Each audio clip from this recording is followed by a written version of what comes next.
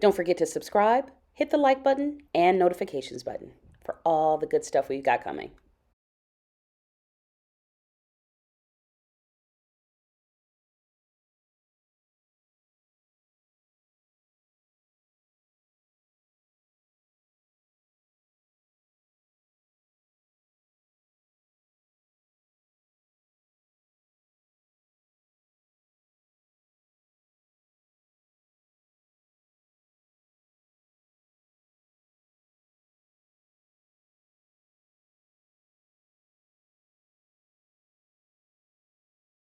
Well, I actually don't remember the year. Maybe Boz will.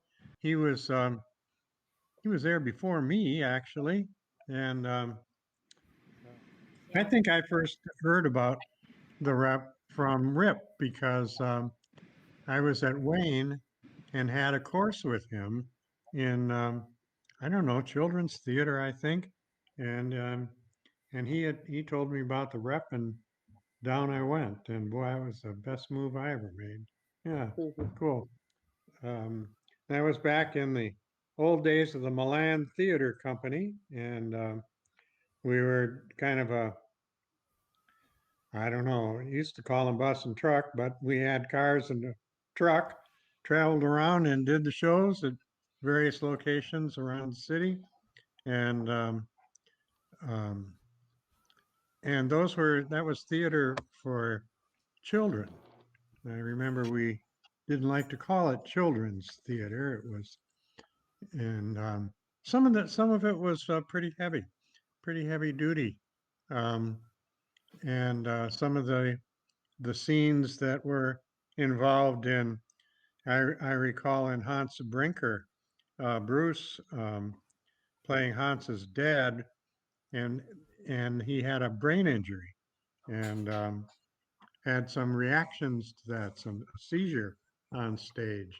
So it wasn't all, butterflies and crickets. It really had some depth to it, um, and we played places like the old Birmingham Theater, um, and then lots and lots of schools, and I don't know what all where we did it.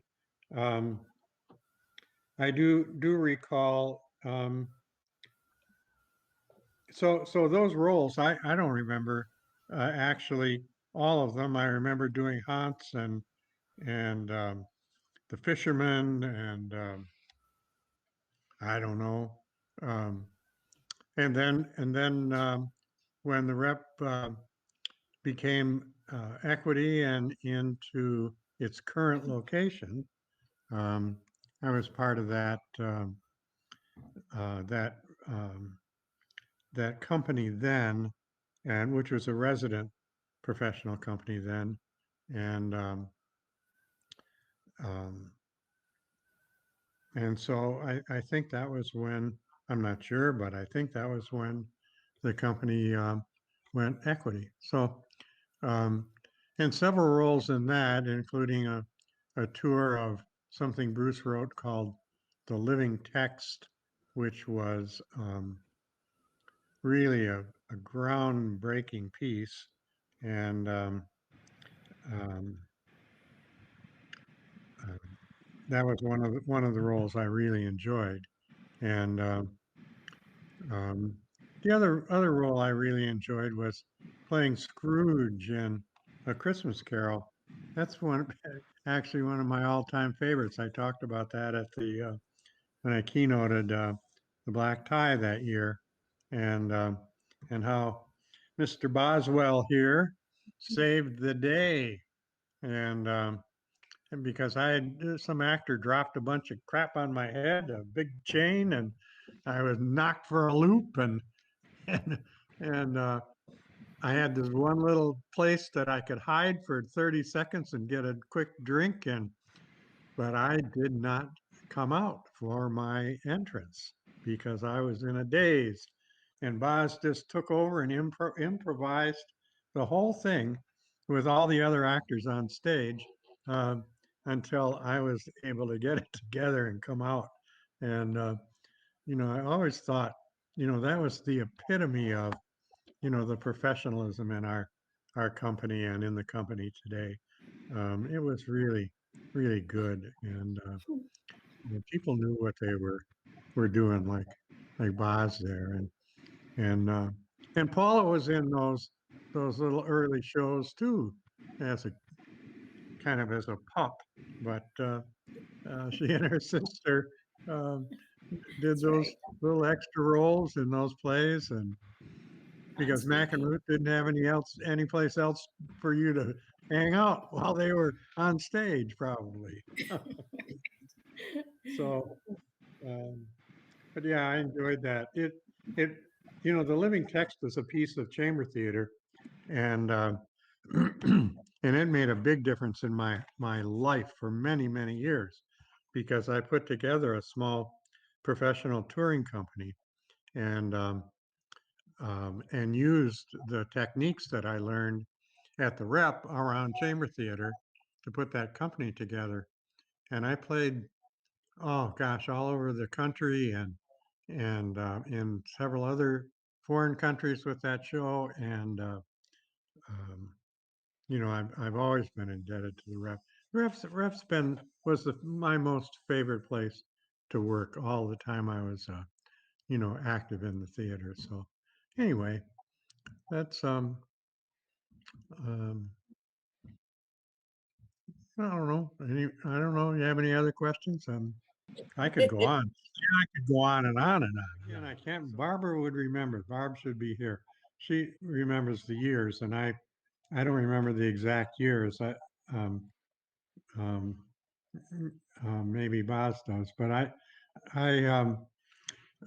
the living text was a piece that Bruce engineered, put together, and wrote with the help of historians and journalists um, and history teachers, that uh, Bruce discovered that there was nothing said about the plight of the Black people after the Emancipation Proclamation and what went on during that period of history was erased from the actually the Detroit Public School history books at that time.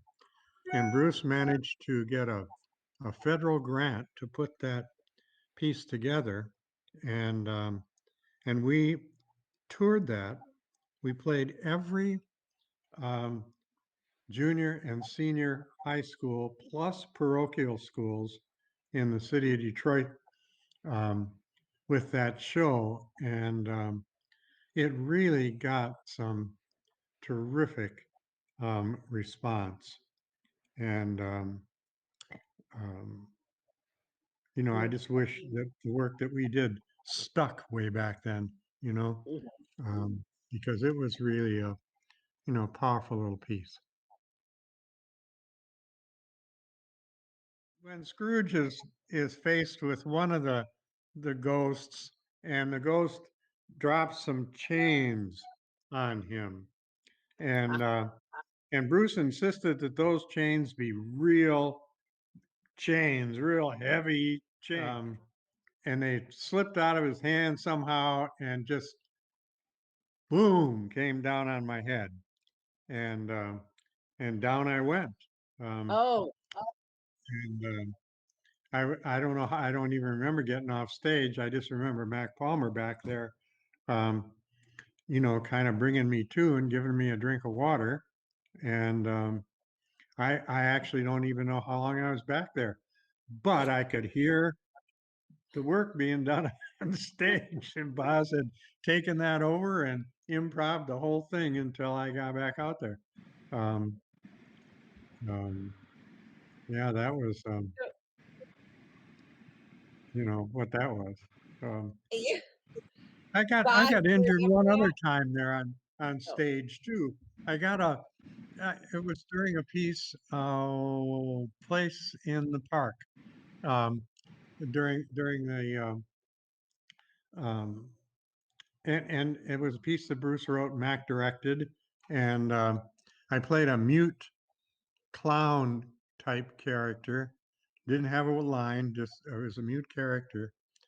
And right toward the end of the show, one of the characters has a bullwhip that he snaps, and it somehow, either the concussion or something, slit open the white of my eyeball, and um, they closed the curtain. The show was over, closed the curtain, and dragged me back behind the curtain line. And stage manager Bill Martin, I'll never forget him. Boy, he was spot on, that stage manager, and I was all in this clown kind of Emmett Kelly-ish looking makeup, and off we went down the street to the hospital, and I was kind of a sight in that waiting room, but it all worked out, and I was able to go on with a patch for a couple of performances, and then it healed up, and I was fine. But And all the shows went on. they did. Like I could tell one more quick story about an experience again with um, the Christmas Carol show.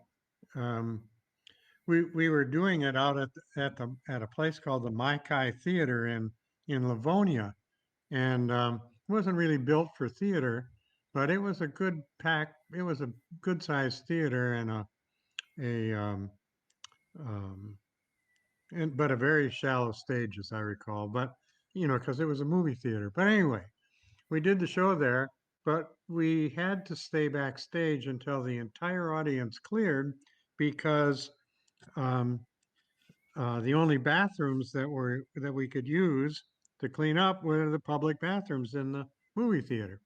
And but the stage manager, I don't remember who it was, came backstage and said that there was a mom and a little girl that wanted to see me. And of course, I was all still dressed up in my costume as Scrooge, and I think we all know the play. But so I said, sure, and I started on the aisle from the stage going up toward the back of the house. And here's this mom and this little girl, and she kind of took several steps, and toward me and real shy and all that. But then, but then looked up at me and said, "Gee, Mr. Scrooge, I'm glad you're happy now." Oh.